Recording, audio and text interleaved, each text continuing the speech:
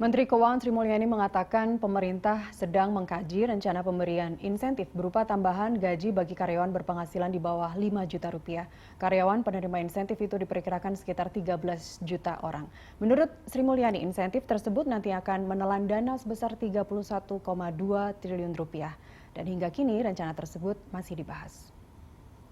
Kemudian pemerintah sedang mengkaji untuk menyiapkan pemberian bantuan gaji kepada 13 juta pekerja yang mendapatkan memiliki upah di bawah 5 juta.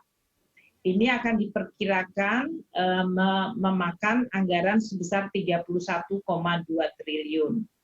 Berbagai langkah ini dilakukan karena sampai dengan bulan Agustus ini memang penyerapan program pemulihan ekonomi masih dirasa perlu untuk ditingkatkan. Ya, kita lanjutkan dialog. Saya masih bersama Direktur Eksekutif Center of Reform on Economics, Pak Muhammad Faisal. Pak Faisal, tadi kita sudah sama-sama dengar pernyataan dari Menteri Keuangan, meskipun sekali lagi ini masih akan difinalisasi, tapi kita harapkan secepat mungkin begitu. Agustus ini sudah mulai disalurkan. Menkyu di sini juga mengatakan bahwa selama Kementerian Keuangan lahir, kita belum pernah menghadapi kondisi ini. Artinya semua negara di dunia ini juga sekarang menghadapi hal yang sama. APBN juga pasti akan bengkak, berdarah-darah begitu. Tapi bantuan-bantuan seperti ini belum lagi kalau kita bicara UMKM yang 2, juta atau totalnya 30 triliun dan itu bukan merupakan pinjaman, itu merupakan hibah. APBN kita mampu, ini tidak akan mengubah bantuan sosial yang ada, kemudian diskon listrik dan segala macam, tidak akan mengubah yang sudah jalan sekarang? Ya, saya pikir memang perlu ada dilihat lagi dari sisi efisiensi dari anggarannya. Tetap itu perlu dilakukan ya. Jadi realokasi yang kemarin sudah dicanangkan itu juga tetap perlu dipantau lagi. Ya, tapi tetap saja apapun yang dilakukan dalam kondisi seperti sekarang, tekanannya begitu banyak, kebutuhan untuk spending, untuk mengkatrol demand atau permintaan itu begitu besar. Jadi tetap perlu tambahan pembiayaan. Jadi memang ada, makanya defisitnya juga dilebarkan. Nah, jadi ini satu strategi yang umum dilakukan pada masa krisis ya. Jadi memang sudah timely. Nah, tinggal bagaimana kemudian memantau jangan sampai ada ruang-ruang yang masih belum efisien. Karena ini kan penambahan defisit, ini kan artinya penambahan utang. Ya, jadi jangan sampai utangnya itu digunakan dengan cara yang tidak efisien, itu saja. Ya, tapi yang jelas untuk memboosting belanja pemerintah itu cara yang umumnya dilakukan dan memang harus dilakukan umumnya oleh pemerintah, karena dalam kondisi seperti sekarang kita tidak bisa banyak mengharapkan dari private sector ya, karena semuanya mengalami tekanan. Jadi memang intervensi pemerintah menjadi sangat penting, dan at all cost kalau kita melihat dalam kondisi wabah ini harus dilakukan supaya demand-nya itu bisa naik lagi, karena yang terjadi adalah penurunan dari sisi permintaan gitu ya. Ya, ini semua upaya ini kan kita lakukan untuk menahan laju resesi supaya tidak terjadi seperti Korea Selatan ataupun Singapura yang sudah mengumumkan resesi mereka begitu. Apakah saya tidak ingin berandai-andai, tapi apakah yang mereka lakukan, yang Korea Selatan lakukan, Singapura lakukan, bantuan insentif bansos seperti ini juga sama seperti kita, berupa cash tunai, berupa cash transfer? Kalau negara maju ya, bahkan mereka bukan hanya menyasar kepada kalangan bawah, tapi juga sampai ke kalangan menengah. Di Singapura itu diberikan sampai kalangan menengah, walaupun one time jumlahnya besar, tapi mereka berikan itu karena mereka paham bahwa yang sekarang mengalami tekanan itu adalah cash daripada masyarakat ya. Tapi tentu saja kita tidak bisa bandingkan antara negara maju langsung dengan Indonesia. Singapura kan kecil ya, jauh lebih kecil dari kita. Jadi artinya bebannya jauh lebih besar di kita gitu ya. Tapi yang dilakukan kurang lebih sama. Di Korea Selatan juga fokusnya adalah UMKM. Mereka paham bahwa UMKM itu merupakan proporsi besar dari ekonomi Korea, 80% ya. Kita bahkan lebih besar lagi daripada itu. Jadi mereka fokusnya adalah memang di perkuatan di sisi UMKM-nya. Jadi saya pikir memang sudah mestinya harus dilakukan ya. Baik, kan 3 sektor utama untuk kebijakan pemerintah kan memang difokuskan untuk pertama kesehatan, kemudian bantuan sosial, dan kemudian ekonomi begitu. Tapi kalau kita lihat kembali lagi ke rencana pemberian insentif 5 juta di bawah 5 juta tadi untuk 600.000 untuk 13 ataupun 15 juta pegawai atau pekerja begitu. Sektor-sektor yang ditetapkan pemerintah itu ini yang mengemuka kemarin. mereka adalah pekerja yang ditentukan bergerak di sektor-sektor yang ditetapkan oleh pemerintah. Ini sektor-sektor seperti apa saja Pak Faisal? Kalau dari pantauan Anda? Nah, ya memang itu penting untuk disisir karena dampak dari wabah ini terhadap masing-masing sektor itu jelas sangat bervariasi. Dan yang kita tahu selama ini yang paling banyak terkena, ya sebetulnya mayoritas itu mengalami dampak buruknya ya. Tapi yang paling berat itu misalnya di sektor yang terkait dengan pariwisata ya. Jadi akomodasi, restoran, transportasi. Nah, di luar itu juga ada sebagian daripada industri manufaktur gitu ya. Nah, ada juga sektor-sektor yang tidak terlalu banyak terdampak, bahkan mungkin malah dia mendapatkan keuntungan dalam kondisi seperti sekarang. Ya, jadi termasuk di antaranya kesehatan, informasi ya, teknologi informasi, dan juga sebagian daripada pertanian ya yang terkait dengan makanan minuman.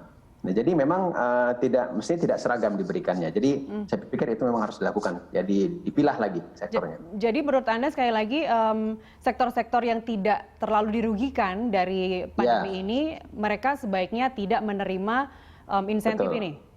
Betul, ya. Oke. Untuk memenuhi aspek keadilan. Untuk memenuhi aspek keadilan. Ya. Oke. Saya agak sedih karena saya bekerja di bidang media. tapi Pak Faisal, sekarang kalau kita lihat seperti tadi Korea Selatan juga mengerahkan mengerahkan upaya mereka untuk sektor UMKM. Kita juga akan ada nanti disiapkan dana 30 triliun dan itu bukan pinjaman untuk 12 juta pelaku UMKM kita. 2,4 juta masing-masing akan mendapatkan santunan itu. Ini memang angka yang sudah Anda melihat ini angka yang sudah sesuai dengan postur anggaran kita? Ya, kalau dari sisi postur anggaran ini tentu saja ini sesuatu beban yang besar bagi anggaran ya. Makanya memang ini di pembiayaannya itu memang mesti ditambah.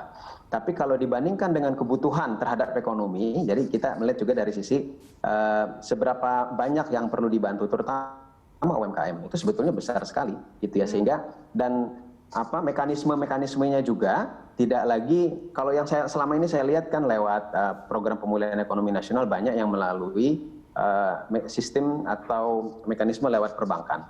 Nah, padahal realnya UMKM di Indonesia terutama yang mikro itu tidak familiar dengan perbankan. Jadi memang perlu ada tambahan justru yang di luar mekanisme itu. Jadi wacana misalkan langsung untuk memberikan BLT pada usaha mikro khususnya itu menjadi penting, atau paling tidak kredit ultra mikro lah yang di luar persyaratan-persyaratan perbankan. Nah, jadi hal-hal seperti itu memang perlu dilakukan karena mengingat bahwa UMKM seperti dalam kondisi seperti sekarang jumlahnya sangat besar dan yang paling besar dampaknya itu adalah terhadap usaha kecil dan mikro. Bantuan ini sebenarnya kalau Anda lihat ini untuk mendorong investasi atau untuk mendorong daya beli dari masyarakat? Yang mana sebenarnya? Ada dua. Ini kan ada macam-macam ya. Kalau yang dilewatkan selama ini yang restrukturisasi kredit, subsidi bunga itu adalah dari sisi permodalan untuk UMKM. Nah, tapi kalau yang rencana untuk BLT ya yang diberikan pada UMKM itu adalah juga untuk membantu dari sisi konsumsinya juga. Jadi intinya begini ya, bahwa kita harus berusaha supaya pemerintah perlu berusaha supaya orang yang berusaha itu tetap bisa berusaha dalam kondisi di mana sekarang itu mereka hambatannya banyak. Jadi satu, bukan hanya dari sisi permodalan, tapi permintaannya juga turun. Jadi sekali lagi ya kuncinya kalau ini adalah masalah permintaannya mengalami penurunan. Makanya yang di-boost, yang perlu digenjot itu juga dari sisi bagaimana orang tetap berkonsumsi juga. Karena kalau konsumsi naik, ini dampaknya ke sisi produksi. Dan kalau kita melihat kemarin hasil rilis daripada BPS, ini kan kita kontraksi di kuartal 2 minus 5,3%. Nah, konsumsi rumah tangganya kontraksi minus 5,5%.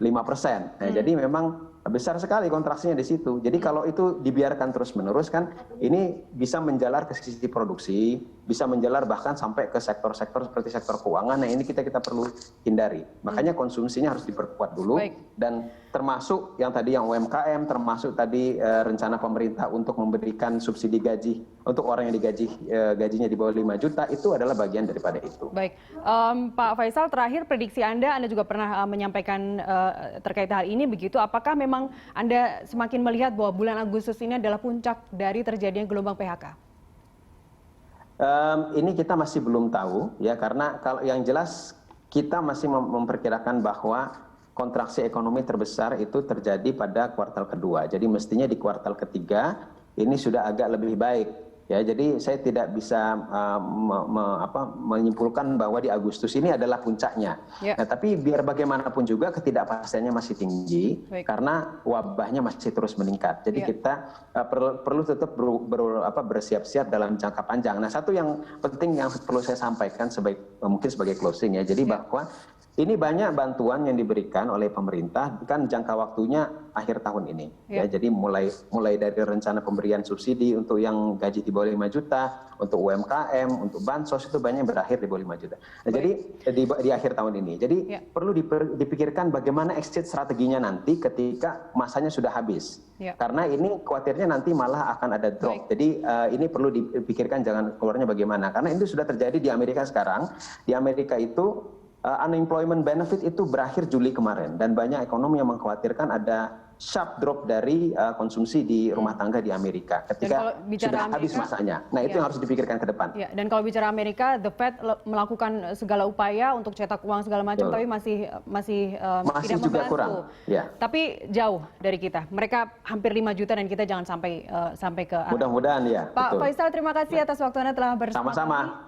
Sehat-sehat selalu Pak Faisal. Demikian tadi pemirsa, Muhammad Faisal, Direktur Eksekutif Center of Reform on Economics atau CORE Indonesia.